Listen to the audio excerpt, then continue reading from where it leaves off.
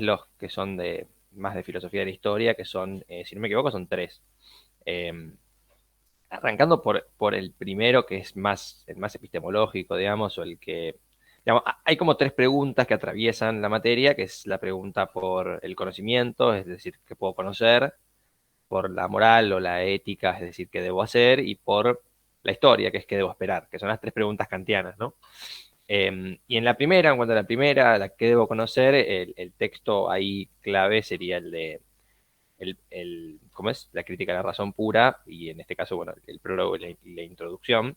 Y ahí un poco Kant lo que hace es presentar su proyecto crítico, que es una postulación específica de, eh, digamos, un procedimiento a partir del cual da cuenta de la necesidad de juzgar la facultad de la razón y configura una nueva forma de considerar el conocimiento, que después va a ser criticada por Hegel, por ejemplo. Y la idea es separarse de las dos grandes escuelas, digamos, de pensamiento filosófico que existían hasta la época, que eran el empirismo y el idealismo. A las que Kant denomina, bueno, al idealismo, Kant le dice que son los dogmáticos, y al empirismo, Kant les dice que son los escépticos. La idea es, digamos, ahí la forma, digamos, en la que Kant relata, de alguna manera, una nueva teoría del conocimiento, está basada en la cuestión de la limitación. Es decir, criticar en cierta medida para Kant es poner un límite. Es decir, hasta acá llega mi capacidad de conocer. ¿Por qué dice esto? Porque tanto el idealismo como el empirismo, sobre todo el idealismo, dice Kant, tiene problemas eh, a la hora de designar sus objetos. En el caso del idealismo, por ejemplo, postula principios como la libertad o el alma, cuestiones más metafísicas, por así decirlo, como objetos con una existencia que puede ser cognoscible en última instancia, y por ende la libertad, por ejemplo, como algo existente. Y en ese lugar, digamos, lo que hace Kant es decir, bueno, la operación por la cual conocemos es diferente a la que postulan estas dos escuelas. El empirismo dice, bueno, conocemos a través de los sentidos, ¿no? Somos como una tabula rasa, nuestra experiencia fenoménica con las cosas nos imprime el conocimiento de esas cosas. Y el idealismo presupone que, en realidad, se conoce a partir de una operación racional, digamos, externamente a nuestra relación con los objetos materiales concretos. Eh, Kant dice, no, en verdad lo que existe, digamos, el aparato por el cual conocemos es un aparato muy particular, que es la subjetividad trascendental. Es decir, la relación inaugura, digamos, la instancia de la relación entre el sujeto y el objeto.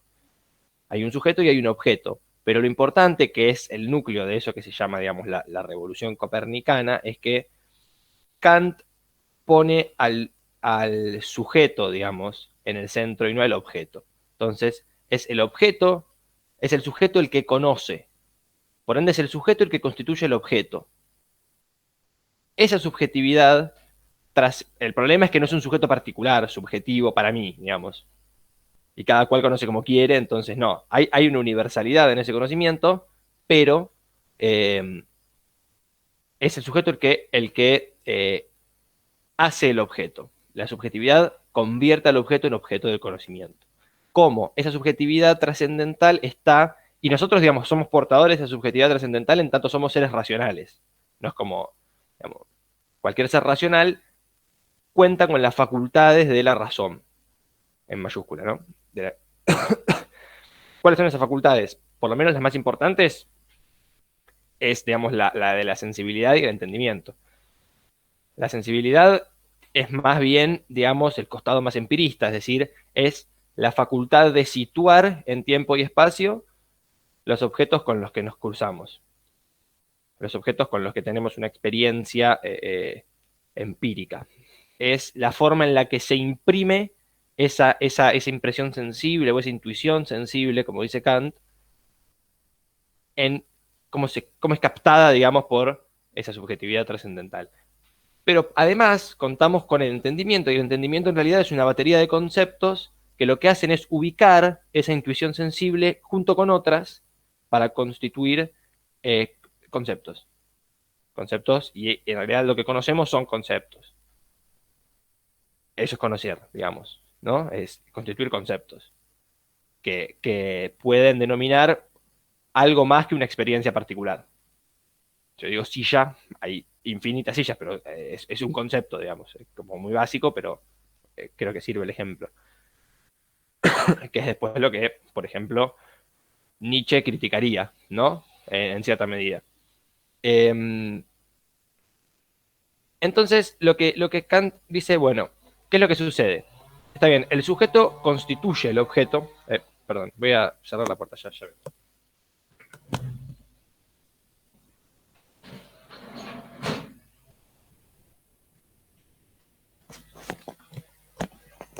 Ahí está.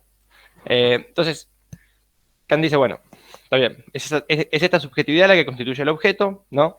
Eh, es decir, es objeto en tanto es objeto de conocimiento, pero hay una cuestión, que es, como dijimos, Kant postula una razón limitada, ¿no? Que es lo que Hegel le critica más fuertemente. ¿Qué quiere decir esto? La razón tiene el conocimiento, digamos, en realidad, de la razón a partir de sus facultades tiene un límite. Y ese límite es el hecho de que nosotros conocemos, dice Kant, solamente el fenómeno, la dimensión del fenómeno de las cosas. Es decir, no podemos acceder específicamente a la verdad absoluta de las cosas, sino que el conocimiento en esa operación es en realidad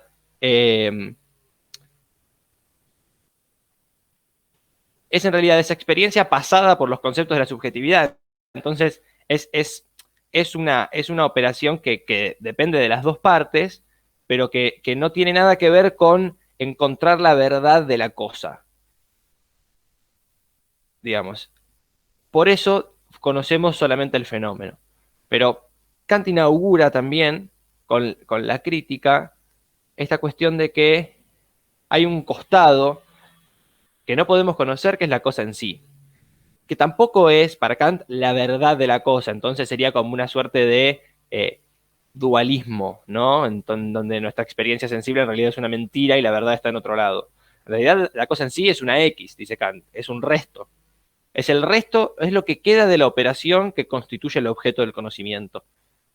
Que no podemos conocerlo como cosa indeterminada, universal.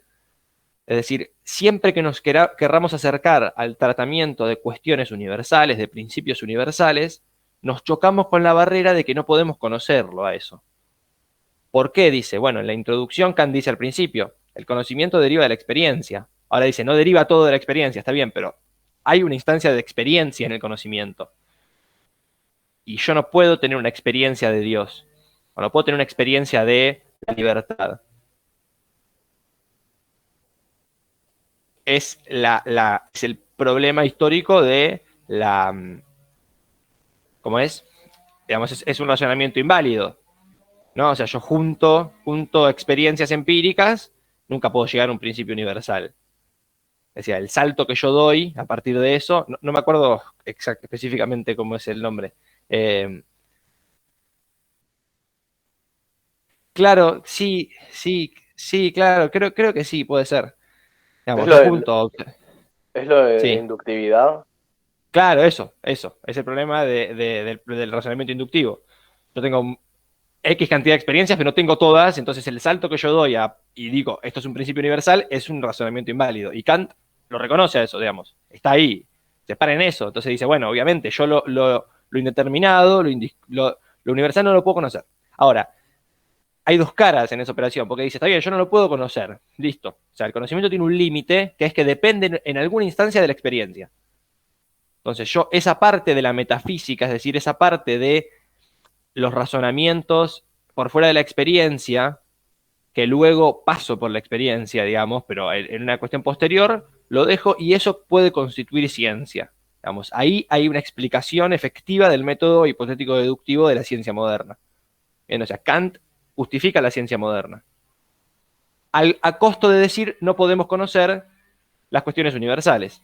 Ahora, no se queda ahí Kant, dice, bueno, no las podemos conocer, pero las podemos pensar, digamos, y no hay nada malo en pensarlas, y en realidad hay una cuestión positiva. Este es el costado positivo de la cuestión crítica, que es, bueno, yo no las puedo conocer, las puedo pensar la libertad, y eso pasa, ya no, digamos, pasa de la razón teórica a la razón práctica.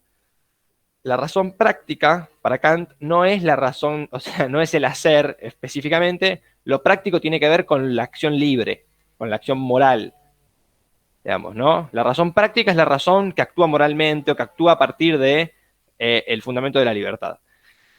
Y entonces dice, bueno, esas ideas son, en última instancia, ideas reguladoras, dice, ¿no? Es decir, son principios en los que uno puede referenciarse para actuar en el mundo terrenal. Y hay un planteo, digamos, en donde en cierta medida le da una primacía ontológica a ese espacio ideal, porque la acción reguladora, en última instancia, presupone que lo fenoménico deriva de eso, en última instancia. Es decir, lo indeterminado es lo que cierra la serie de lo determinado en el mundo de la naturaleza. El problema es que no lo podemos conocer, entonces yo lo tengo que suponer. Es esa idea del como si, digamos, ¿no? Yo tengo que hacer como si, bla, bla, bla, como si, tal cosa.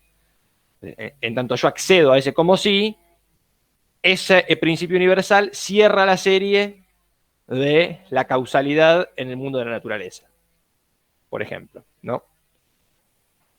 ¿Por qué? Porque para Kant la naturaleza, digamos, lo empírico, está atado a una causalidad.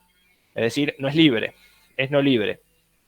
En cambio, el reino de la libertad, digamos, es el reino de la autodeterminación o de la autonomía de la libertad, de la posibilidad de determinarme a mí mismo por fuera de una lógica causal.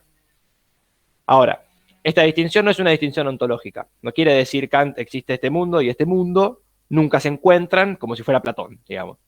El mundo de las ideas, el mundo de las cosas terrenales, y no, me tengo que deshacer de este. En realidad la distinción es una distinción nociológica, epistemológica, de la dimensión del conocimiento. El sujeto está en los dos lados, son dos puntos de vista, son dos formas de ver las cosas. No son dos mundos separados, en donde yo existo en uno o existo en el otro. El sujeto existe en los dos.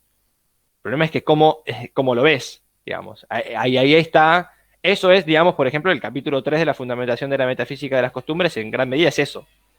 Es pensar cómo uno puede pensarse libre y a la vez atado a una ley. Entonces, creo que básicamente lo que, o por lo menos el ejercicio que hay en la crítica de la razón pura, o lo más importante es eso, digamos, ¿no? Después, bueno, no sé si alguien tenía una pregunta específica de esto, o si no, seguimos como les parezca.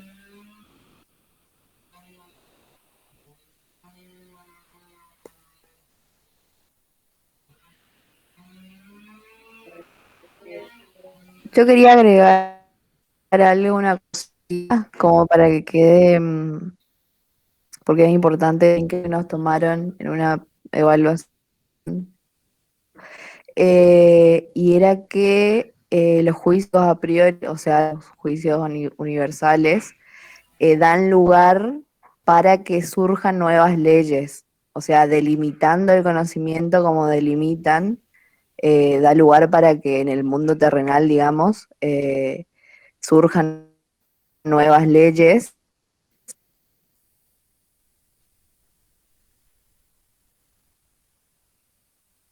Sí, sí, eso me había olvidado. Sí, Kant ahí hace la distinción entre los juicios analíticos y juicios sintéticos, ¿no? O sea, los analíticos no agregan conocimiento, es como desarmar un concepto o un conocimiento en sus partes y describir las partes, y digamos, un juicio sintético es un juicio que agrega conocimiento. Por ejemplo, una suma matemática, ¿no? Él dice 5,7 es igual a 12. Bueno, eso es un juicio sintético.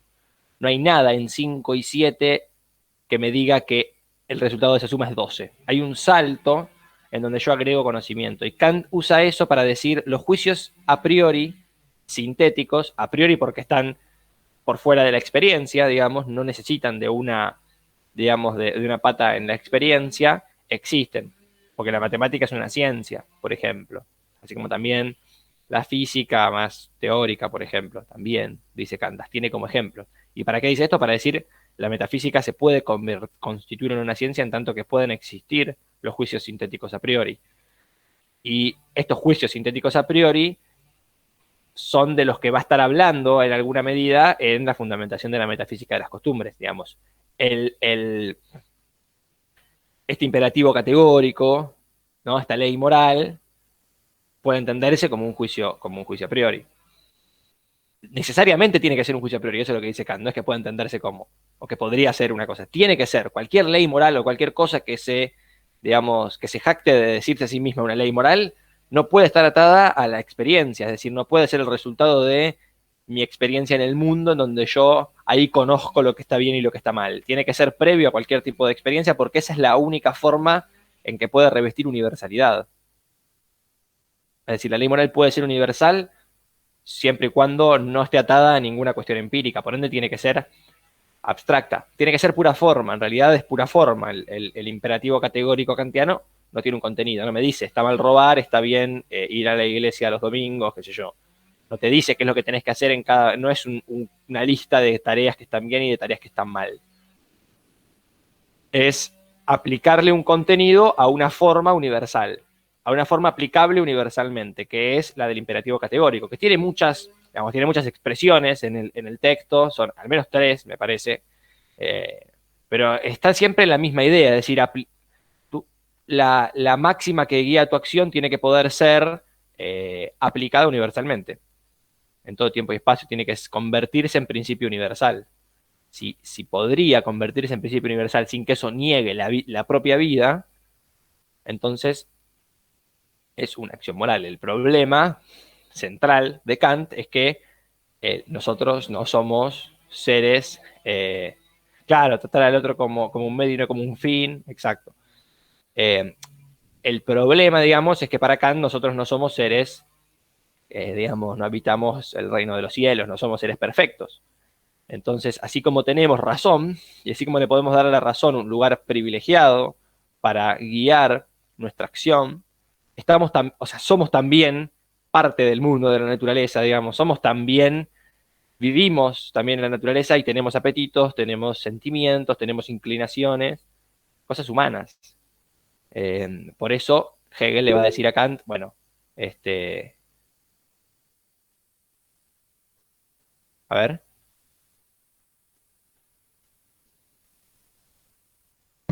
¿No es tratar al otro como fin y no como medio?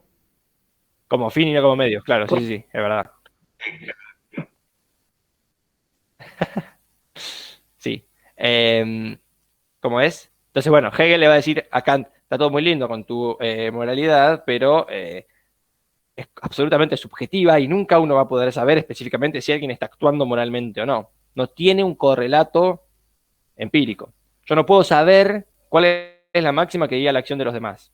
Ahora, yo tengo que actuar como si no, yo pudiera darle, digamos, a mi máxima la forma de la ley universal, de la ley moral.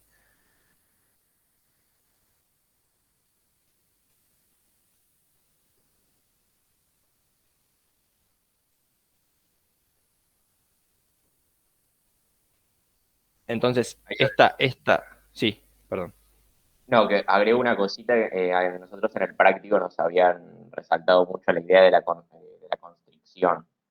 Creo que el texto lo nombra un par de veces, eh, y incluso en una parte Kant dice que, digamos, en cuanto más vayamos en contra como de nuestras inclinaciones o nuestros deseos para actuar, sabiendo que estamos actuando en favor, digamos, o, por la ley moral, eh, mejor va a ser moralmente nuestra acción, digamos. Claro, sí, sí, sí. Porque también está eso, digamos, está ese lugar en donde Kant se quiere distinguir de otras filosofías que también tratan la cuestión de la moral, es que la moral kantiana es una moral, digamos, es una moral deóntica, es una moral del deber ser, Y ahí está la distinción muy clara entre, digamos, esta cuestión de cómo es actuar por deber o actuar como, no me acuerdo específicamente cómo es O que de lo decía. acuerdo. Sí, ¿no? De acuerdo al deber, a ver, acá lo tengo. Sí, conforme al deber o por deber. Entonces, conforme al deber no es una acción moral. Es decir, si yo actúo, digamos, si aun cuando exteriormente mi acción parece una acción moral, en realidad la máxima que guió mi acción no es la máxima de la ley moral, la máxima de la universalidad. Es otra, como la del vendedor este que vende barato, o sea, que no caga al nene, digamos, básicamente. Es el ejemplo que pone Kant. Dice, bueno, un vendedor que no cambia los precios cuando viene un nenito a comprarle, bueno, está bien, dice, puede ser una acción conforme al deber. Ahora, no es una acción por deber o por mor del deber, porque en realidad la máxima que guía la acción es que él tenga la reputación de ser un buen vendedor, y eso no es una acción moral. Entonces, ahí está efectivamente lo que determina la moral kantiana. Depende de la máxima que motiva al sujeto, es subjetiva absolutamente. No tiene nada que ver con el output, digamos, con el resultado que vaya a tener tu acción. No tiene nada que ver con hacer el bien en el término exterior. Tiene que ver con una motivación interna. Y como tiene que ver con una motivación interna, es imposible saber, digamos, es imposible saber eh, eh, si alguien actúa o no actúa moralmente. Eh, ¿Cómo es? No sé qué mucho más de esto decir.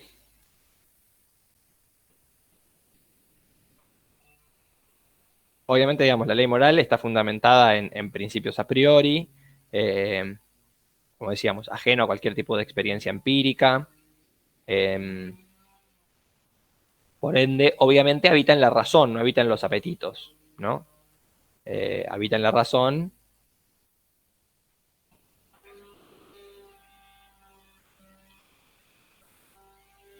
Bueno, no sé si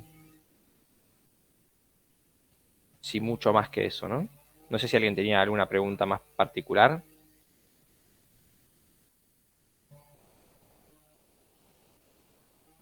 No, de Kant, no. Está bien. Nico, no sé si vos querías tomar la Eh, parte de la filosofía de la historia, eso, así sí, vamos convenciendo por autor. iba a preguntar si quieren que nos repasemos o hacemos el paneo general un poco de los tres textos de teóricos, así vamos, digamos, terminamos ya con Kant y pasamos directamente a Hegel después. Dale, sí. Bueno, nada, los tres textos, nada más allá de que son tres, son cortitos, al fin y al cabo, y al menos por el nivel de abstracción que capaz tenían tanto la crítica como la fundamentación de la metafísica, capaz son textos más sencillos. Y bueno, a grandes rasgos, nada, lo que se intenta responder Kant con esta parte de la filosofía de la historia es a esta pregunta que daba Rami al principio de qué debo esperar, ¿no? Y Kant básicamente lo que va a decir es que la historia está teleológicamente guiada. En esto, bueno, después lo veremos, Hegel va a coincidir bastante con esta idea de una historia que sigue un progreso hacia mejor, al fin y al cabo, va a terminar diciendo Kant en uno de los textos, pero basándose en la cuestión de la crítica sobre esto de que yo no puedo conocer a Dios y por lo tanto no puedo conocer su plan para la historia, ni cómo va a evolucionar, ni un poco las razones de esa evolución. Un poco la conclusión atrás de los tres textos es hay que suponer un progreso teológico y en algún sentido asintótico de la historia, que es un poco la idea que habla en las 9, ¿cómo era que se llamaba el texto? De las ideas para una filosofía universal en clave cosmopolita. Entonces, y siendo un poco capaz por textos, en el primero, al menos que estaba en la lista de teóricos, el de qué es la ilustración, que seguramente ya los que cursaron TO2 ya lo habían visto antes. Kant apunta con esta idea de la modernidad y la ilustración como algo que en algún sentido al principio le es incómodo al hombre, ¿no? Como al principio dice, bueno, para el hombre como es más sencillo, ¿no? Digamos, siendo un poco una teoría de la acción racional, quedarse, ¿no? En su mood tranquilo, gobernado por otros, al fin y al cabo, para lo que es su vida, digamos. Entonces acá otra vez, esto de, digamos, la pereza, la cobardía de los hombres, digamos, como los limita muchas veces a emprender este camino de pensar por sí mismos, es decir, Kant. En una analogía se puede pensar con la caverna de Platón, con esto de nada, liberarse de las cadenas al fin y al cabo, que al principio es todo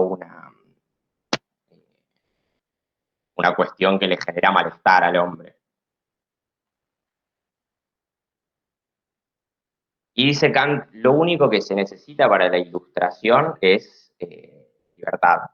Digamos. Si acá hace, más allá, sumando a que, como habla bien en la metafísica de esto, de que la libertad, como no la puedo conocer, la tengo que suponer directamente para los seres racionales, tanto para la acción moral como, bueno, para el camino de la ilustración, y hace la diferencia entre el uso público y el uso privado de la razón.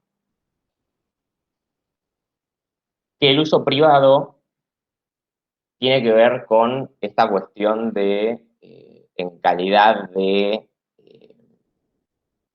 podemos decir, creo que dice funcionario público, funcionario, subordinado, no me acuerdo bien la palabra, pero es esta idea de que, bueno, en determinados ámbitos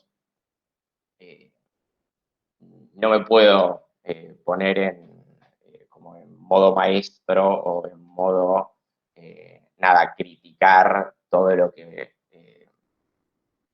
se me diga, porque en algún sentido Kant entiende que la sociedad para funcionar necesita un sentido de jerarquía, al fin y al cabo, y que si yo soy un soldado en un ejército y el general me dice que tal cosa, no puedo saltar y nada, oponerme a lo que deba hacer. Por eso está la famosa frase esa que me parece que dice al final de pensar, o no me acuerdo si es pensar todo lo que quieras, pero obedecer, al fin y al cabo. Entonces hace la distinción esta en donde el uso público, él habla de que en calidad de maestro en una materia, en una cuestión, se puede dar el parecer de uno ante la ciudadanía, es decir, en tal situación, yo aunque no esté de acuerdo, obedezco lo que me dicen. Ahora, fuera de mi ámbito de subordinado, de funcionario, yo puedo criticar todas estas cuestiones para lograr ¿cómo es? Un cambio a futuro, por así decirlo. Y también una de las cuestiones que toca y que después habla más que nada en historia cosmopolita, es la importancia de la comunidad política en Kant. esto de que la ilustración no se da únicamente, no se da, digamos, al hombre estando solo, en ausencia del contacto con los demás, sino justamente que el diálogo y el intercambio de las opiniones es lo que termina generando eh, el camino de la ilustración, el camino del progreso. Incluso en una parte me parece que en Historia Cosmopolita hace la comparación esta de que, eh, bueno, los hombres al fin y al cabo se juntan en sociedad, eh, arma como una especie de, no sé si estado de naturaleza al principio, o una cuestión por el estilo, en donde dicen, bueno, racionalmente, nada, estando juntos, formando una sociedad, más allá de que eh, esto me limite mi libertad material en algunos sentidos, es la mejor forma y es, digamos, como el plan de la historia, al fin y al cabo, o el plan de la providencia o de la divina providencia, eh, así quiere que, o esta es la mejor manera de que la sociedad progrese. Y en una parte hace la comparación esta con un bosque, digamos, en donde dice, si todos los árboles están nada juntos, pegados uno al lado del otro, eh, o la carrera o la lucha esta por la luz del sol y demás, los va a hacer crecer para arriba. En cambio, si están solos, nada, en un terreno sin ningún árbol al lado, crecen para los costados, una rama se va para el piso, entonces hace esta comparación como diciendo la competencia, ¿no?, dentro de una sociedad hace que el conjunto vaya como hacia, hacia el progreso. Bien. Bueno, después en Historia Universal se resalta mucho la idea esto del hilo conductor de la historia, que bueno, son diferentes maneras, digamos, de decirle eh, al desarrollo teológico y asintótico en algún sentido, que es asintótico en el sentido de que, eh, digamos, la sociedad progresa y como parece nunca llegar, perdón, parece nunca llegar, digamos, a un progreso, digamos, a un momento, a una situación en donde, digamos, bueno, se terminó, este es como el fin de la historia, por así decirlo. Y en algún sentido, a mí me pasó, yo la cursé la material este cuatrimestre que pasó, a mí un poco lo que me pasó es que al final termina concluyendo, no me acuerdo si en el octavo o en el noveno principio que da en el texto, en donde, bueno, va hablando esto sobre que, nada, como el paso del estado de naturaleza a la sociedad y demás. Y en la parte final habla sobre la relación entre estados, digamos que como se dio la relación entre las personas de, nada, constituirse en una sociedad civil, en una sociedad política, con leyes, etcétera, etcétera.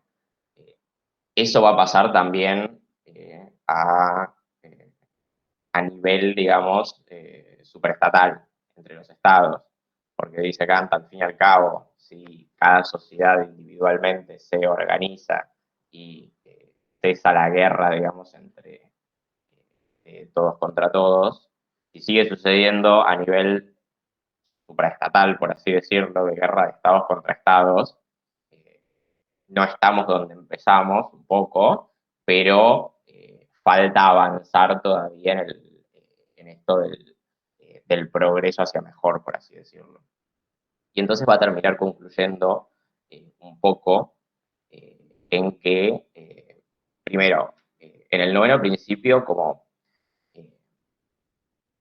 eh, no quiero decir se lava un poco las manos, pero resalta mucho esta cuestión de suponer, digamos, este progreso. Y que, dice, tiene que ser considerado como posible, digamos, las leyes empíricas, ¿no? Bórrense lo que acabo de decir, leyes empíricas, ¿no? Digamos, las cuestiones que vemos en la vida material, pone varios ejemplos en el primer principio, en la introducción, me parece, en donde recuerdo uno que decía, como, no hay ninguna ley que diga que, ¿cómo es? Los nacimientos van a ir creciendo, y de todas maneras, si vemos el desarrollo, ¿no? Si podemos hacer un recuento de los últimos años, podemos estar seguros de que eso ha ido creciendo. Entonces, basándose en estas regularidades, por así decirlo, que encuentra Kant en la sociedad, va a hablar sobre esto de que hay que suponer el progreso asintótico de la historia y que pensarlo tiene que ser posible, obviamente. Eso por ese lado. Y después, un poco tocando el último texto, el de si el género humano se halla en progreso constante hacia mejor. Un poco esto, la idea que va a tocar Kant va a ser, siguiendo, obviamente, con la cuestión de qué debo esperar, o qué debe esperar el género humano de la historia. Un poco se va a preguntar esta cuestión de, bueno, bien,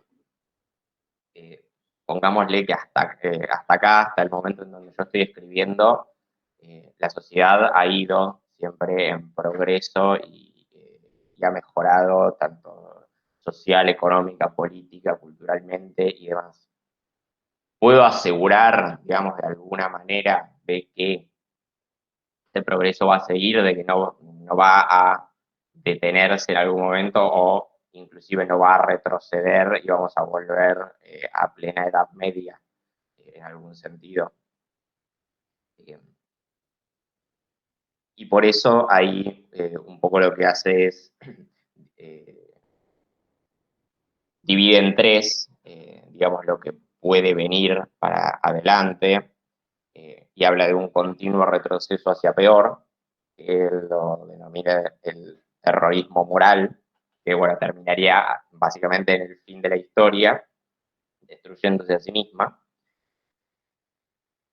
La segunda es el progreso hacia mejor, que acá uso una palabra, el kilianismo, que sinceramente cuando lo leí medio que no le di importancia, pero después en el integrador de teóricos apareció la palabra y nada, casi fallecemos. Entonces nada, para que la tengan por las dudas. ¿Qué es esto? El asintótico progreso hacia mejor.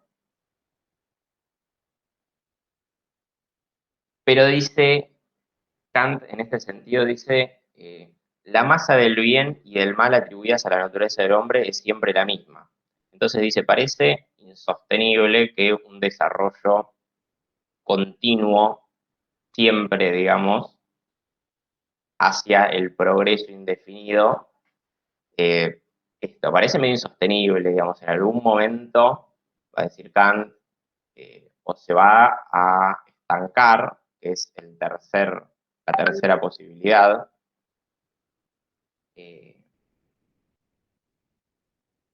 Parece complicado pensar que siempre se va a ir progresando hacia mejor.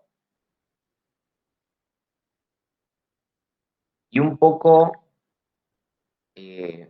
a lo largo de todo el texto, en una de las partes habla de,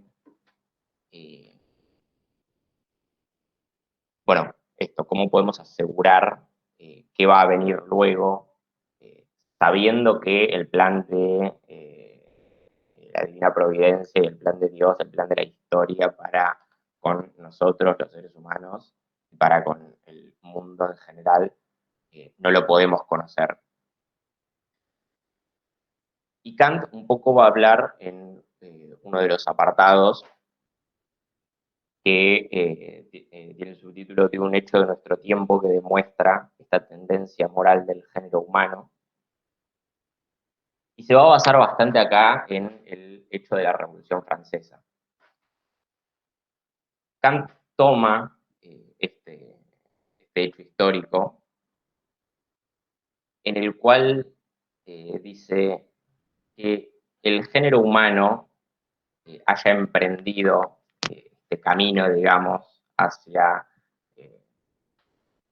digamos, el fin de el absolutismo, la búsqueda de la libertad, de la igualdad y demás, y de todos los eh, ideales propios de la Revolución Francesa,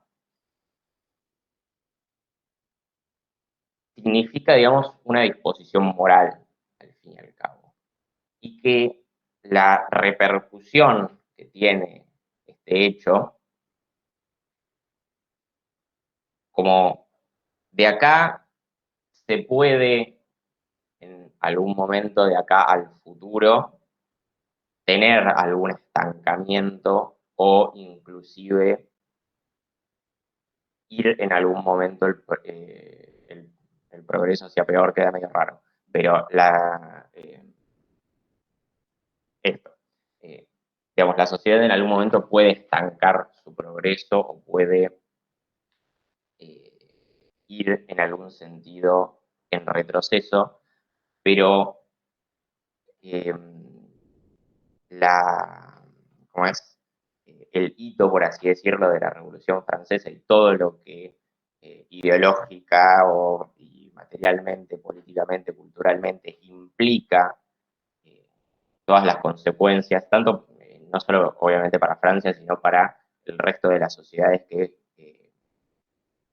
conozcan el hecho y demás, es como un hecho que desde ese punto como no se puede volver hacia atrás, como eso vas a repercutir en el progreso hacia las sociedades hacia mejor.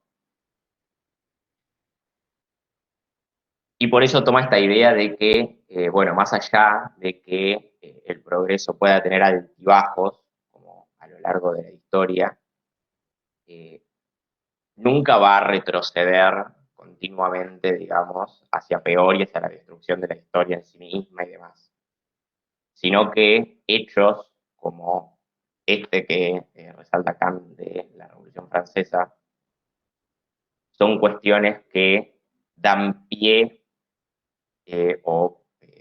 son como la fundación de cuestiones que desde esos hechos como está asegurado, por así decirlo, un progreso hacia más ilustración y hacia esto, más progreso, por así decirlo, en la búsqueda de lo que tratan un poco tanto este texto como el anterior de ideas para la historia, del término del progreso humano socialmente en la sociedad cosmopolita, individualmente de cada sociedad y en la sociedad cosmopolita de estados a nivel supraestatal, que serían hoy en día, y que se trata más en otro de los textos, me parece que se da en Teo II, creo que es la paz perpetua, esto de una comunidad de estados en donde esto se ponga fin a la guerra y se trabaje como mancomunadamente por el progreso de todas las sociedades. Así que, nada, eso a grandes rasgos es lo que más o menos tengo de esto de filosofía de historia de Kant. Nada, si alguno o alguna tiene alguna pregunta, si no podemos seguir con Hegel.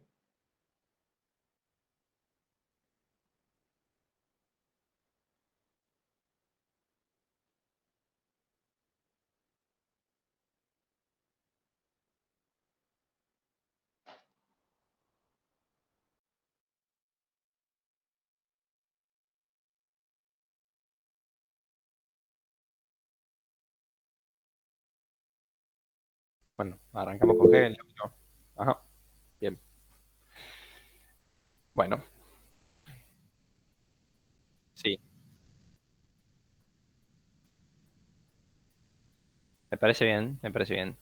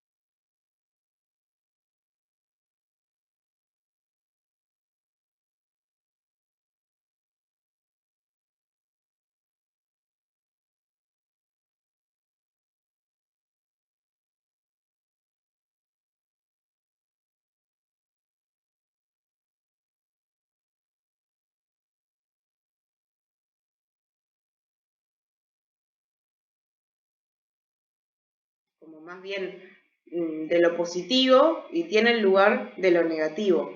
Y estos dos lugares conviven entre sí. Entonces, por eso el método dialéctico es 1, 2 y 3. Y el primero es el en sí, que es la cosa cerrada sobre sí misma, que es la contención de todo. El segundo es el para sí, que es la negación de esa primera cuestión. Y el tercero es el en sí para sí, o sea que es la contención de todo, pero dado al descubierto. Entonces, lo que está diciendo Hegel ahí en algún sentido es: Kant, vos tenés razón, pero no tenés razón. O sea, vos empezaste algo, yo lo voy a terminar. Y eso me parece como que está bueno saberlo, porque en general siempre se trata la cuestión como una lucha de egos, y entre la filosofía, digamos, con Hegel eso un poco se termina. Obviamente va a venir gente después y va a tratar de decir: no, esto no es así, qué sé yo, Hegel, no sé qué, pero nunca lo van a poder desplazar de su lugar en ese sentido, porque él lo que hace es, mediante su mismo método dialéctico, volver a contenerlo todo. Entonces, ahí como eso como para resaltar. Y después otra cosa, que sobre todo era algo que yo había visto en los exámenes que a ustedes les tomaban, que hay un parágrafo, o en realidad es un párrafo que es de Fenomenología del Espíritu, que está en el prólogo, no me acuerdo bien en qué lugar está, pero dice algo así como: cuando el espíritu encuentra lo negativo, lo que tiene que hacer no es correr de eso, sino sostenerle la mirada y desgarrarse, ¿no? Como una cosa así, o sea, citar a Hegel de Goria es muy difícil, pero sé que la palabra desgarrarse está ahí. Y eso como también me parece importante para darle una estructura a Hegel, ¿no? O sea, la parte de la negatividad en Hegel es muy importante, porque si bien uno puede pensar la existencia de las cosas en su sentido más fenomenológico, ¿no? En el orden de lo que aparece, para Hegel no va a ser todo de esa manera, sino que esta parte de lo negativo, de lo que está ahí atrás, es lo que termina por, digamos, completar el todo. Entonces, Hegel lo que está diciendo es: si nosotros realmente queremos conocer, si nosotros realmente queremos transitar, si nosotros de verdad tenemos la intención de hacer algo, digamos, con este saber o de llegar al saber absoluto de alguna manera, por decirlo así, lo que hay que hacer es evitar el desgarro, la negación. O sea, por algún lado hacer el ejercicio de ver cuál es nuestro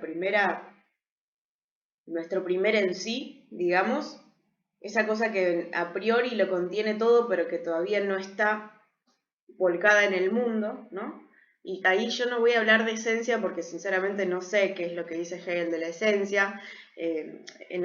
O sea, un poco sé, pero en algún sentido la esencia para Hegel existe. O sea, ustedes saben esencia en el sentido ontológico de la cosa que es imperturbable, ¿no? Que continúa todo el tiempo de la misma manera. Para Hegel eso existe, pero no se podría decir que existe totalmente desde el primer momento de la dialéctica. No se podría decir que existe totalmente desde el en sí, sino como quizá más en la idea aristotélica de que el en sí en verdad tiene la potencia de ser lo que en algún momento va a ser. Pero la esencia, efectivamente y última, está en el último momento, está en la contención, en el universal concreto. Ahí está la verdadera esencia, porque en realidad es la cosa desplegada la que da cuenta de su todo, ¿no? O sea, porque si bien es cierto, 1, 2, 3, en sí, bla, bla, bla, es cierto que el primer momento para poder llegar a ser el tercero tiene que contenerlo todo en sí mismo, porque si no, de otra manera, no serían momentos de la misma cosa. Solamente el desarrollo a través de la historia, de la cosa en sí misma, va a dar cuenta de ese absoluto. Y eso, a mí me parece como que es clave para mantenerlo, ¿no? O sea, bueno, ya a priori tratar de entender lo que significa en sí para sí, que eso es súper difícil, pero ustedes piénsenlo como un método puntualmente en el que la cosa en filosofía es el todo, es la nada, o sea, pero un método en el que la vida, digamos, o lo que existe o lo que aparece en el mundo se desarrolla. Iba a decir otra cosa y ahora no me estoy acordando, así que si querés dale vos, Rami, y yo si me acuerdo lo digo. Dale, dale. Sí, un poco agarrándome de lo que estabas diciendo vos, Elsa, que es una buena introducción a la cuestión de la fenomenología, o más a la cuestión quizá metodológica o al principio filosófico del que parte Hegel. Digamos que en la fenomenología lo que hay es un relato de el despliegue, digamos, de la conciencia. Es decir, la fenomenología es la ciencia de la experiencia de la conciencia. Es, digamos, el libro en el que Hegel relata las condiciones de posibilidad del saber absoluto. Es decir, cuál es el camino que es tortuoso, digamos, porque es incómodo, que tiene que hacer la conciencia para llegar a poder conocer el absoluto. Es decir, y esto es lo interesante, nosotros vimos que en Kant hay una relación sujeto-objeto y hay digamos, un término de esa relación que está estático, ¿no? Que es el sujeto. La subjetividad trascendental nunca cambia. Digamos, está ahí, siempre es la misma, tiene las mismas facultades ahora y para siempre en todos los lugares del universo y en todos los seres racionales. En cambio, en Hegel, digamos, el conocimiento es un proceso, es procesual y presupone tanto un cambio en el objeto como un cambio en la conciencia que conoce. Es decir, son los dos términos de la operación del conocimiento que están en Kant los que van cambiando. Entonces, en realidad, la idea de la esencia o la idea de la verdad última de las cosas no es que esto preexiste, es decir, no hay que hacer como en Platón, digamos, acceder a esa verdad que está ahí, es inmutable, sino que en realidad cada momento del despliegue de esa idea, que por ejemplo en la filosofía del derecho es la idea de libertad, es necesario para llegar a ese fin. No es que es un camino, digamos, molesto en tanto y en cuanto, bueno, ¿cuándo vamos a llegar a la libertad? En realidad no, cada momento es necesario. Por eso, digamos, Hegel contiene a Kant. La moralidad es un momento de la filosofía del derecho, es el momento del particular. El problema es que Hegel va a decir, bueno, pero necesitamos dar un salto, ¿no? Un salto dialéctico que es el universal concreto, que es la eticidad. Esa es la distinción, ¿no? Digamos, uno no se puede quedar en el deber ser, dice Hegel. No se puede quedar en la cuestión subjetiva. Tiene que hacer de eso una institución, una realidad material. Tiene que reconocerse a sí mismo como voluntad autónoma en las instituciones y en la sociedad que existe. Tiene que estar realizado ahí. Y es interesante porque es un trabajo de identificación doble. Vuelvo a lo mismo, a insistir en lo mismo porque es importante. Hegel postula en la filosofía del derecho formas diferentes de la voluntad. Por lo menos 3. La voluntad natural, la voluntad como arbitrio y la voluntad libre. Y a cada una le corresponde una forma de libertad y a cada una le corresponde una forma del derecho. Ninguna es falsa. Ninguna está mal. La cuestión es que la última, digamos que es la voluntad libre, que es el momento de la eticidad, es el que contiene todos los demás y a su vez, digamos, contiene en sí mismo la esencia última de la idea de libertad. Entendiendo que la filosofía del derecho es una parte del sistema general de la filosofía de Hegel, digamos. En la filosofía del derecho es el final del espíritu objetivo, del particular. Es decir, la parte del espíritu objetivo en Hegel es la parte más de su filosofía más política, por decir de alguna manera, ¿no? Es decir, es el particular de la filosofía del espíritu objetivo, y estoy casi seguro que lo que le sigue es la historia universal. Porque Hegel termina en la eticidad, ¿cómo es? No sé si yo acá en la compuesta no tengo para grabar, pero si Yo alguien estoy puede. grabando. Si Dios Joya. quiere, se está grabando bien. Si no, Ojalá. Para que sí. Genial. Bueno, gracias. Nada, gracias por esta clase. Está muy bueno, siento que nos va a ayudar a estudiar. No, me tengo que ir a laburar. Bueno, éxitos. Dale, Male, nos vemos. Chao. Entonces, medio que me perdí. Bueno, Sí, no es importa. la historia universal. Es la historia universal. Bueno, volviendo igual a la cuestión de la fenomenología, en la fenomenología está este relato, digamos, de las condiciones de posibilidad del saber absoluto, y es necesario, y en el teórico dice, bueno, es la escalera por la cual Hegel asciende hacia el saber absoluto. Bueno, es a partir de la fenomenología del espíritu que Hegel puede postular todo su sistema de la ciencia, ¿no? Porque sin poder tener la conciencia lista para conocer lo absoluto, no puedo conocer lo absoluto. Esa es la verdad, digamos, de la milanesa. Ahora, yendo más a la filosofía del derecho, ahí en la parte más de la introducción está una frase como medio de cabecera, que es todo lo real es racional, todo lo racional es real. Un poco ahí en esa frase se condensa bastante lo que venimos diciendo, digamos. Es decir, todo lo real es racional, en tanto que todo lo existente es parte del sistema y del despliegue de una idea que, digamos, en Hegel es el idealismo absoluto, ¿no? Eso hay que tenerlo en cuenta. Es un pensador idealista en su máxima expresión, es decir, no cree en el dualismo entre la idea y las ideas y las cosas, digamos, en realidad todo es parte de el sistema del despliegue de un concepto, ¿no? De una idea, de espíritu, ¿no? Entonces, en ese sentido, todo lo real es racional, en tanto que todo lo real está inmerso en ese sistema donde, digamos, existe, en cierta medida, ese mismo espíritu. Y todo lo racional es real porque la única forma en la que lo racional se expresa es a partir de sus propias, digamos, sus propios cambios, sus propias mutaciones, sus propias reconfiguraciones en la misma realidad objetiva. Por eso, digamos, en la parte de la filosofía de la historia, Hegel dice, nosotros tenemos que tomar la historia tal cual es. Tal cual es, digamos, yo no tengo que suponer nada. No me hace falta suponer nada porque yo ya sé que todo lo racional es real y todo lo real es racional. Entonces, no me hace falta andar partiendo de una hipótesis o qué sé yo. Yo tomo como principio, por eso toma como principio en la filosofía de la historia, digamos, todo es parte de un programa de Dios, una cosa así, digamos, ¿no? Dios está en todas las cosas, una frase medio así. Es lo mismo que decir todo lo real es racional, todo lo racional es real, reconfigurado. Y es más, en la filosofía de la historia dice, yo ya sé que esto es así. Es decir, ni siquiera te tengo que decir por qué. Después fíjate. Entonces, en la filosofía del derecho, relata el despliegue de la idea de libertad.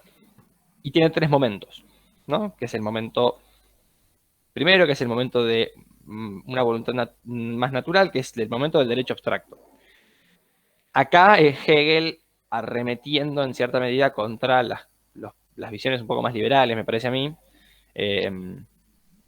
¿Por qué?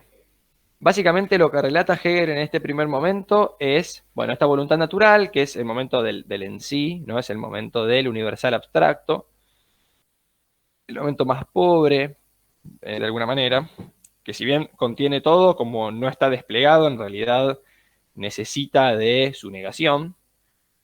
Y se manifiesta esta voluntad natural en la figura del sujeto individual. El sujeto individual como sujeto de derecho, cuya primera manifestación, en cierta medida, es la propiedad. Es su acción sobre la naturaleza, su apropiación de una cosa, ¿no?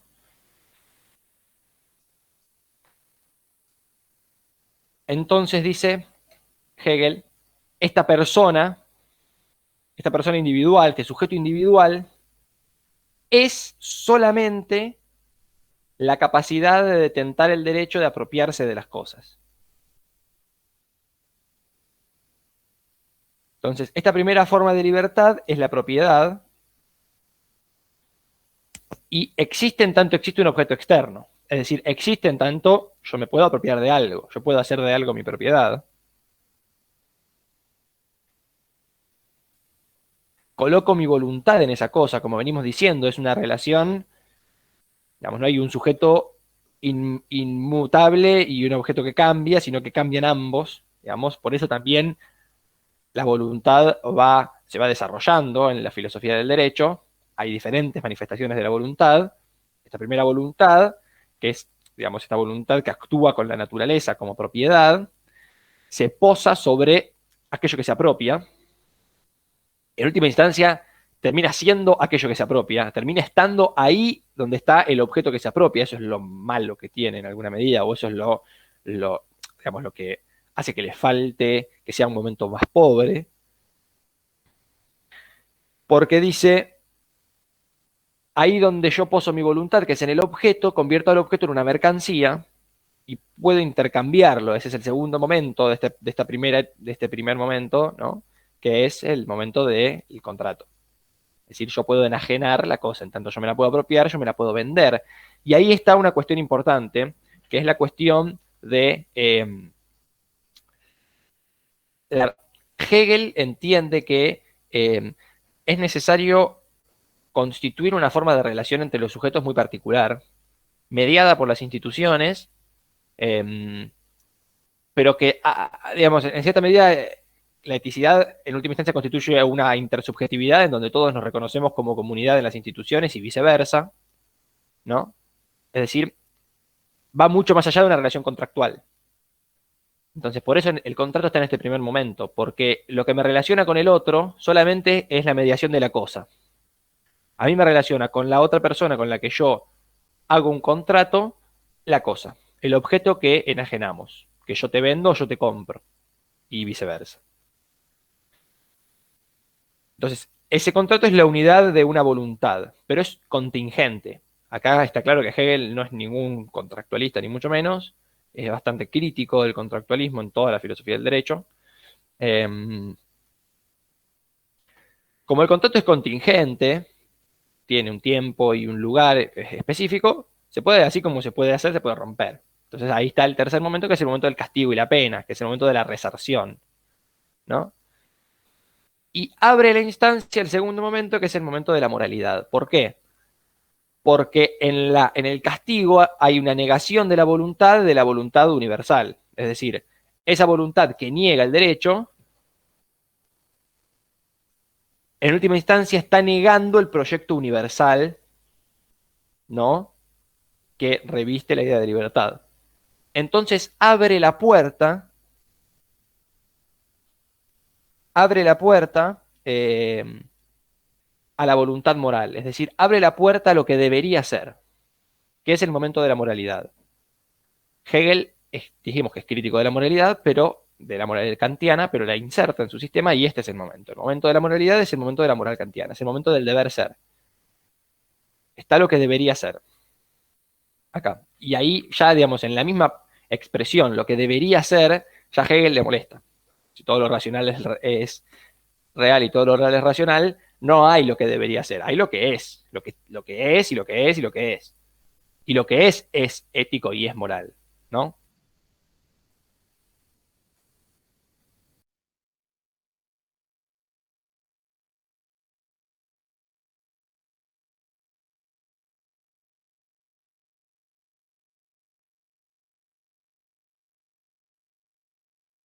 Paren que no estoy grabando, perdón. Que nosotros como humanos no podemos conocer y no vamos a acceder nunca. Para Hegel eso no existe, no hay un telón. Para Hegel la realidad fenomenológica contempla en su fenómeno, digamos, la idea en su totalidad. Porque la cosa es el desarrollo mismo de lo que existe. Entonces todo lo que aparece es ya la propia idea, es su desarrollo desplegado en el mundo. Obviamente para Hegel va a haber una historicidad, pero bueno, la razón en términos absolutos es una sola en ese sentido. Por eso es importante de tenerlo en cuenta, ¿no? O sea, Kant está diciendo, bueno, hasta acá voy yo, y Hegel dice, no, chao, no hay nada. O sea, no hay nada y hay todo al mismo tiempo. No es que vos tenés que llegar a un mundo específico en el que vas a poder conocer y tal, no. O sea, lo que existe es lo que es, y lo que es lo que existe. Sí, mismo en el teórico se hace referencia a esta cuestión del telón. Dice, bueno, Hegel lo que descubre es que en ese telón que inaugura Kant entre lo que es y lo que debería ser, Hegel se da cuenta que de los dos lados está el sujeto. Por ende, hay que reconciliar lo que es y lo que debe ser, en tanto que lo que es lo que debe ser.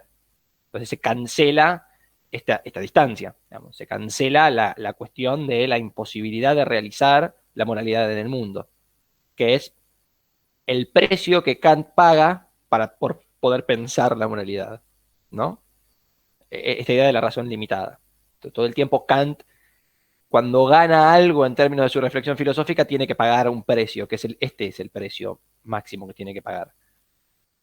Hegel está en contra de la limitación de la razón, por eso es un idealismo absoluto también. Entonces, la moralidad es el momento particular de la filosofía del derecho, porque es el momento subjetivo. La moralidad kantiana es una moralidad absolutamente subjetiva. Está en cada sujeto, digamos. No es un conjunto de reglas a seguir, una tabla de mandamientos, nada de eso. Es un momento particular. Y sobre todo, licúa cualquier tipo de responsabilidad sobre las acciones. Es decir, es una moralidad que en última instancia, dice Hegel, como que parece que te está diciendo que no actúes. Te deslinda de la cuestión de la acción, te deslinda de la posibilidad de realización de esa moralidad.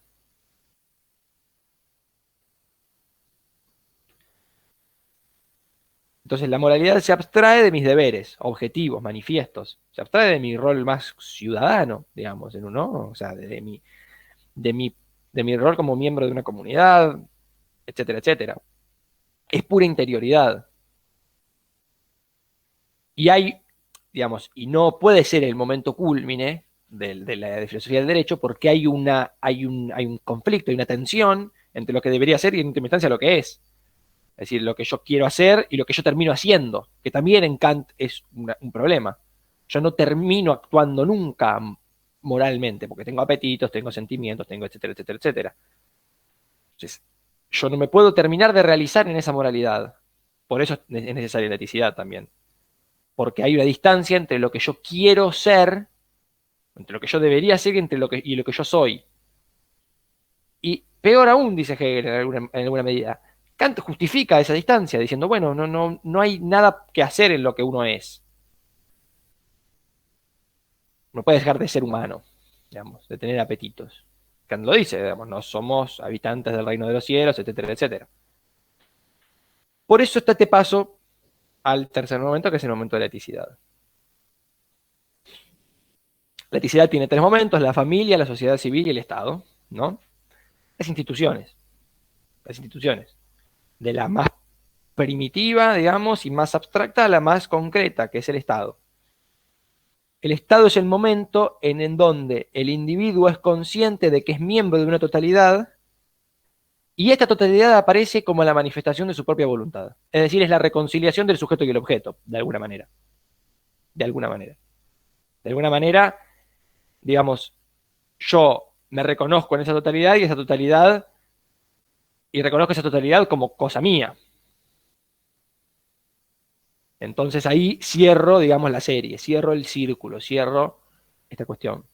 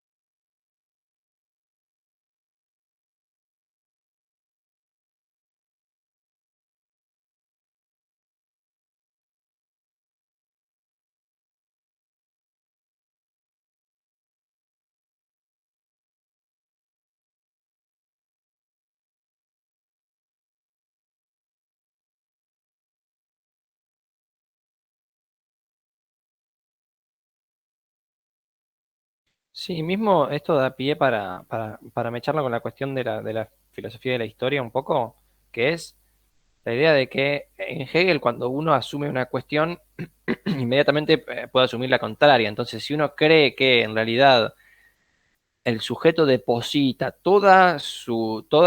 digamos, su humanidad en el Estado, en realidad también está reconociendo lo opuesto, que el sujeto es absolutamente autónomo. Y el juego hegeliano en realidad es, digamos, sobrepasar esa cuestión, y eso está en la filosofía de la historia, que es esta idea de lo que él va a decir de el ardid de la razón, ¿no? O la astucia de la razón. No podemos asumir, digamos, que los seres humanos son meros instrumentos determinados solamente digamos, por ese espíritu teleológico. Porque si asumimos eso, asumimos lo contrario. Asumimos que son absolutamente autónomos al mismo tiempo. Porque en el sistema hegeliano, digamos, eso es así. Entonces, lo que hay ahí es un concepto de dignidad humana en el Estado, una suerte o una configuración de algún tipo de humanismo, ¿no? En donde cada particularidad y cada vida individual vale. Más allá, también dice Hegel en la filosofía de la historia, más allá de tu rol a jugar en la historia. Más, aún si sos Napoleón o si sos, no sé, el vecino, qué sé yo, aún así, digamos, claro, aún así, por más importante o no que sea tu rol en la historia, vos tenés una dignidad como ser humano, que es la dignidad del ciudadano. Y entonces en el Estado se juega la ciudadanía, y la ciudadanía es, ¿no? Un principio, digamos, ético de alguna manera que presupone no un instrumentalismo, digamos, burdo, ¿no? Hacer del ser humano solamente un instrumento. Entonces, bueno, creo que eso nos puede dar pie para entrar a la filosofía de la historia. Sí. A mí me parece como en otro libro que tiene él, que es El espíritu del cristianismo y su destino, una cosa así, el chabón agarra y dice, la verdad es que lo que hay que hacer es leer a Spinoza. O sea, los únicos que realmente están haciendo filosofía son los que leyeron a Spinoza. Una cosa así, dice, no me acuerdo bien. Pero un poco por esto, porque tiene que ver con la idea de que Spinoza lo que dice es la única manera de saldar la existencia en sociedad es pensando que cada una de nuestras partes no es una oposición a priori, sino que de pronto puede ser algo que ayude al conjunto. Entonces Hegel lo que está haciendo también es tratar de saldar esa primera rispidez en la que todo el mundo decía, no, los humanos cuando están juntos entre sí se matan, lo único que hay es una antropología negativa, qué sé yo. O sea, de alguna manera él está pensando que a través de la generación de instituciones, y no cualquier institución, sino una institución de este estilo, la humanidad puede potenciarse en su conjunto. Para mí es muy fuerte lo que retoma ahí y está esa idea bien marcada, ¿no? Bueno, dejemos de pensar que no hay futuro en conjunto, sino sí hay futuro, pero es por acá.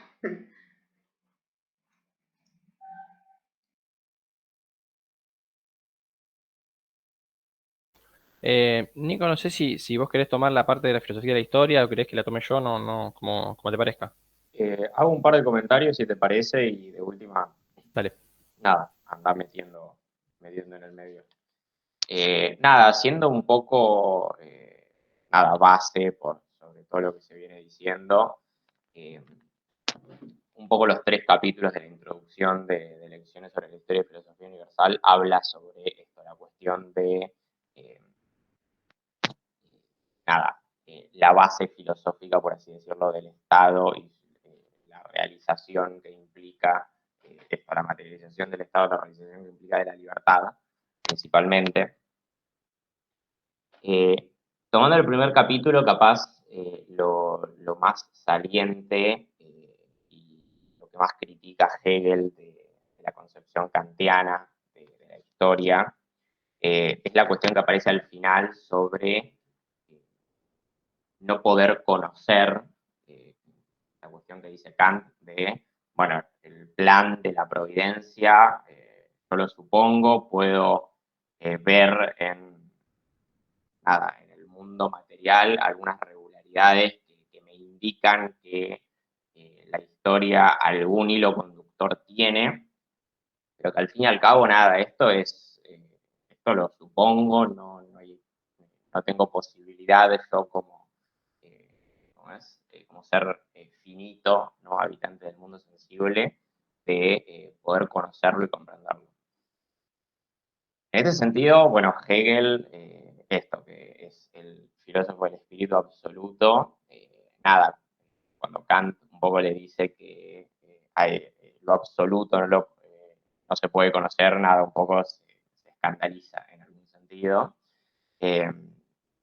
Y nada, la última parte, capaz del primer capítulo, que me parece que es la más, nada, la que más deja temas principalmente en contraposición a Kant, es esta cuestión de que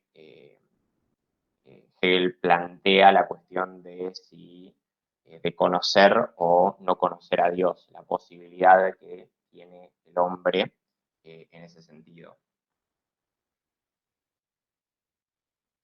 Y dice Hegel, en una parte tengo acá una nota que dice, si Dios no pudiera ser conocido, únicamente lo no divino, lo finito, quedaría en el espíritu como algo capaz de interesarle. Es decir, dice Hegel, si no podemos conocer lo absoluto, al fin y al cabo, se está como planteando, y esta es como capaz la principal crítica que le hace a Kant en este sentido, se plantea una distinción dentro del espíritu, que para Hegel es lo que, al fin y al cabo, el espíritu universal es lo que abarca todo. Entonces, si todo está dentro del espíritu, no hay nada fuera del espíritu, por lo tanto no hay nada que no pueda conocer que esté fuera del espíritu. Y entonces plantea, digamos, Hegel, tanto en esta parte como a lo largo, capaz de todo el texto y de toda su filosofía en general, la posibilidad esto de conocer lo absoluto, de conocer a Dios, de conocer el plan de la providencia para la historia. Y es más, en una de las partes recuerdo que no me acuerdo bien de qué venía hablando, y en una parte dice, bueno, yo digo todo esto que digo y todo lo que voy a decir a continuación porque conozco el conjunto, digamos, conozco lo absoluto. Como, nada, eso. Eso principalmente de, capaz, el primer capítulo. Después el segundo, que creo que es es el más largo y es el como más, nada, el que más información y tela para cortar da, capaz. Hegel plantea la cuestión de, digamos, la historia como desenvolvimiento o el despliegue del espíritu universal en el mundo. Entonces, va con esta concepción, como se venía diciendo, de que, digamos, de eliminación de la contingencia, por así decirlo, ¿no? Todo lo que sucedió hasta ahora lo podamos interpretar como bueno, malo para el progreso, para la sociedad, etcétera, hayan sido guerras, hayan sido revoluciones, hayan sido periodos totalitarios, lo que sea, fue todo necesario, al fin y al cabo, va a decir Hegel, no contingente, es todo en parte de esto del plan de la providencia, es parte necesaria de la historia para llegar, al fin y al cabo, a donde estamos hoy. Y todo lo anterior es constitutivo de el momento que estamos viviendo actualmente. Y entonces hace, justamente dice en este sentido Hegel que no se pueden tomar solo las generalidades de la historia, y acá, bueno, es otra de las críticas a Kant, porque dice Hegel, si tomásemos solo las generalidades de la historia, estaríamos dejando por fuera a las diferencias, digamos, a lo negativo que veníamos diciendo. Nada, esto, justamente la diferencia entre en sí y para sí, que al fin y al cabo después se termina reconciliando en ese tercer momento. Dice Hegel, a diferencia de Kant justamente, no solo las generalidades de la historia son necesarias, sino que las diferencias también no son parte contingente de la historia. Y entonces, en este sentido, en la idea de la historia universal como despliegue del espíritu universal en la Tierra, va a tomar la idea de que el individuo, digamos, de la historia universal son los pueblos. Pero no cualquier pueblo, va a decir Hegel. No se toma, al fin y al cabo, en lo que entiende él, digamos, por como relevante, digamos, para la filosofía de la historia, se toman solo en consideración, digamos, los pueblos que hayan alcanzado, en algún sentido, la realización de la libertad en el Estado. Y un poco en el Estado, en esta realización, digamos, la fortaleza del Estado es lo que la constituye, digamos, la unión de la voluntad general con la voluntad particular. Y en este sentido, digamos, al fin y al cabo, dice Hegel, la voluntad particular se termina elevando hasta el sentido, hasta el momento de como desaparecer en su particularismo y como responder, por así decirlo, a la voluntad general. Y esto es un poco también lo que decía Scholz antes.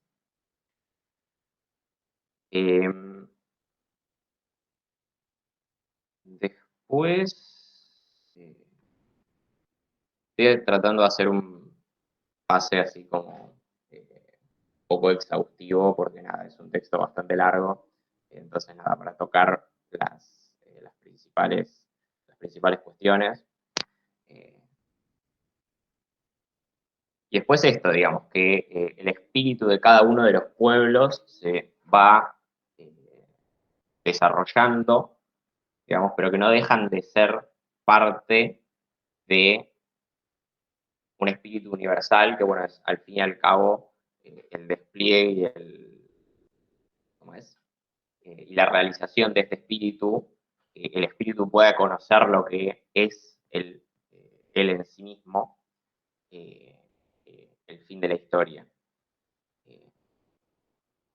Y entonces en una parte habla sobre la constitución de cada uno de los pueblos, sobre el Estado que forman cada uno de los pueblos, y siguiendo con la idea esta de todo lo que sucede y todo lo que ha sucedido ha sido necesario en el proceso de la historia, Hegel dice que cada constitución, cada estado, cada pueblo se realiza hasta digamos, hace el despliegue, el espíritu de cada uno de los pueblos, como individualmente, hasta que llega, digamos, como a digamos, como que concluye en ese tercer momento, en esa realización, en el estado del espíritu, de la libertad, y que llega un momento, dice Hegel, que, los pueblos progresan, digamos, el espíritu se va desplegando, se va conociendo a sí mismo, y llega un momento en que como eso en cada uno de los pueblos se termina, ¿no? Termina el despliegue del espíritu, termina el conocimiento de sí mismo. Y en ese momento un poco va a decir que empieza como la decadencia de cada uno. Como no es no es principalmente por ningún factor externo, digamos, por ninguna invasión, por así decirlo, de otro pueblo o de ninguna guerra, ni nada por el estilo, sino que, digamos, el proceso dialéctico de la historia. Sí, ahí, ¿querés agregar algo, Rami? Mandale. Sí, perdón. No, que ahí me parece que hay una parte importante que es, bueno, como veníamos diciendo, en la filosofía del derecho está el momento de la eticidad, en el que, digamos, cada ciudadano se reconoce en las instituciones, etcétera, etcétera. Acá Hegel da un paso más, de, bueno, cada pueblo, ¿no? Estos pueblos históricos, ¿no? Estos pueblos con historia, estos pueblos en donde se encarna el espíritu de la historia, en algún momento su eticidad está alineada con el proyecto del espíritu objetivo, del espíritu de la historia, digamos, o como, digamos, del espíritu absoluto. Ahora, el problema es que acá el salto que da Hegel es que dice, bueno, estos pueblos entran en decadencia, entonces eso personifica esta suerte de, bueno, el espíritu de la historia se sustrae de este pueblo para pasar a otro, ¿no? A causa de factores internos, en tanto que dice, bueno, acá lo que pasa es que los individuos se dejan de identificar con la eticidad de su pueblo. Empiezan a buscar, dice él, beneficios personales, ¿no? O sea, deja de haber esa coherencia o esa cohesión que te daba la noción de eticidad. Y eso marca la decadencia de un pueblo, ¿no? Cuando esa eticidad deja de estar en consonancia con el proyecto del espíritu absoluto, y así pasa hacia otros pueblos, ¿no? Que son los pueblos conquistadores, los pueblos dominantes de cada momento de la historia, que son los que Hegel relata después en el libro. Digamos, esta es la introducción, un poco larga, pero es la introducción al fin.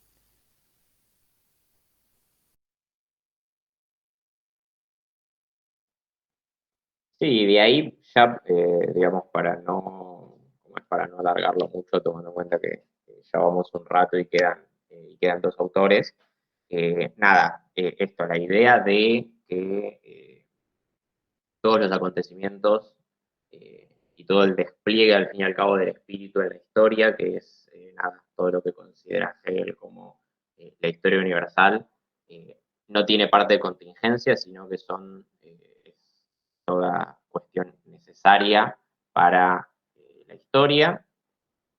Eh,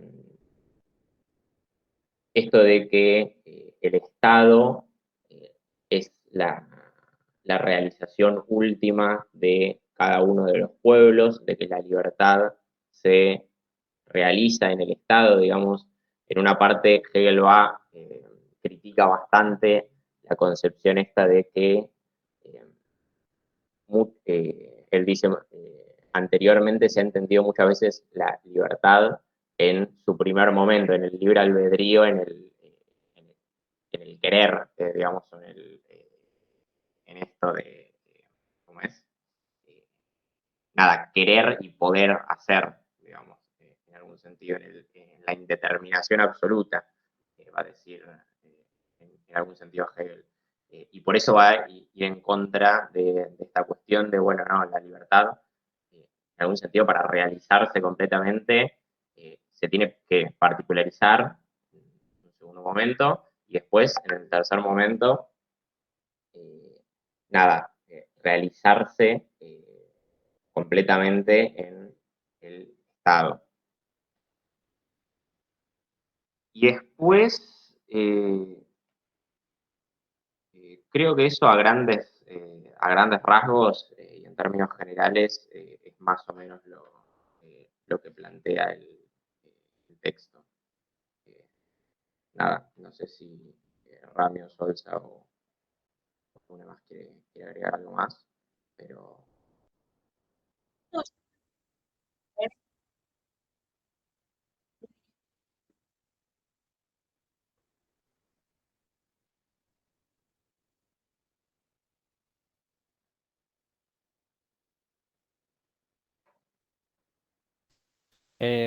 Bueno, si les parece a todos, podemos ver si podemos seguir o de última podemos organizar un encuentro más. No sé cómo es la cuestión de la fecha, pero como para que no se haga muy tedioso. eh,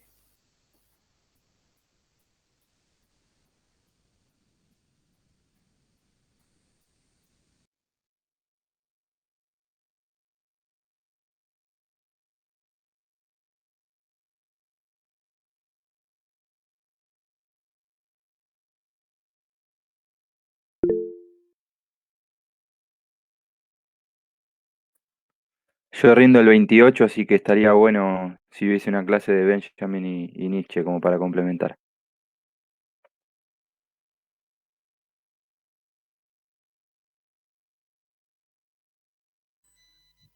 Hola, sí, mira, yo también rindo el 28, así que, pero bueno, ahora justo, ¿cómo hacen para pasarme el link? Porque esto me lo pasó una compañera que estamos también preparándonos, así que, no sé, yo dejo ahí mi número de celular y me pasan el link para la próxima clase, sí, no tengo problema. Sí, yo rindo el 28 también.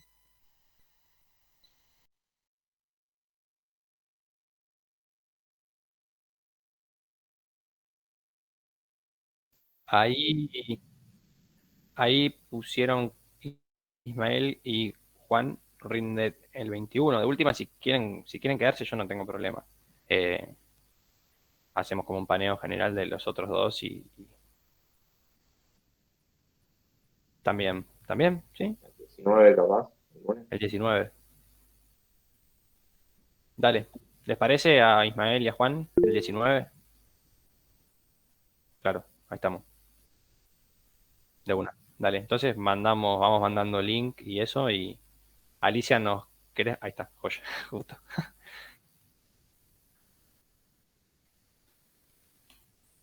Igualmente, hola, sí, sí, Sí, igualmente si antes de los que rinden el 21 obviamente van a querer otra clase, me sumo igual, viste, yo ya estoy, que quiero darla sí o sí, viste, todas las clases que pueda tener, está muy bien. eh, me pasan el link. Compañeros, les hago una pregunta. ¿Tienen un grupo de WhatsApp?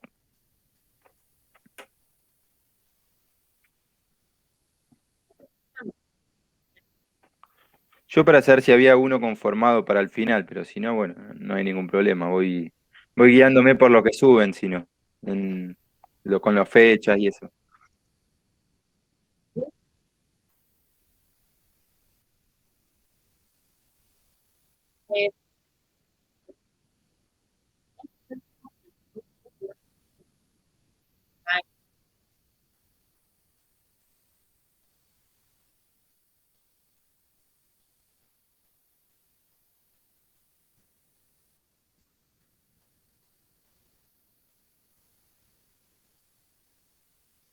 perdón, Alicia, una pregunta. El número este es con característica de Buenos Aires, ¿verdad? Hola, sí, sí, sí, Ah, perfecto. bueno, es 11 en realidad, puse Claro, 15. claro. Sí, sí. Buenísimo.